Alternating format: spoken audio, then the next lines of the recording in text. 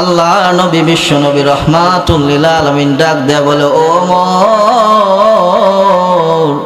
তুমি যে রাস্তা দিয়া যাও ওমর, ওই রাস্তা দিয়ে শয়তান যায় না তোমার ভয়ে। সুবহানাল্লাহ বলে। ওমর, যেদিন মিরাজের রাত্রিতে আমি গিয়েছি, আমি দেখি জান্নাতের মধ্যে একটা বালাখানা বানানো।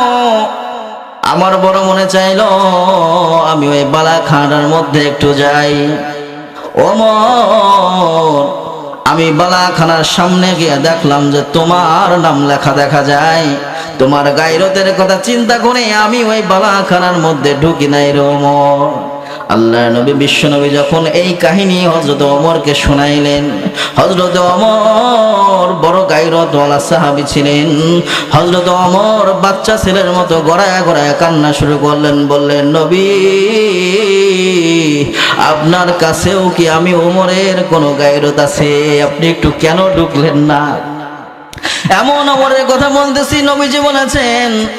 আল্লাহ নবী বিশ্ব নবী রাহমাতুল লিল আলামিন বলেন, এ দুনিয়ার মানুষ তোমরা শুনে রাখো, আমি নবীর পর যদি কেউকে আল্লাহ রব্বুল আলামিন নবী বানাইতো, আমার ওমরকে রব্বুল আলামিন নবী বানায় দুনিয়াতে পাঠাইতো। সুবহানাল্লাহ। মুহতারাম হাজিরিন, ওই ওমর আর প্রিন্স আব্দুল্লাহ ইবনে ওমর বলতেছেন, ও বেদুইন ভাই, তুমি আমার কথা শোনো। আমার বাবাও যেই কাপড় পেয়েছে, আমিও সেই কাপড় পেয়েছি। বাড়ি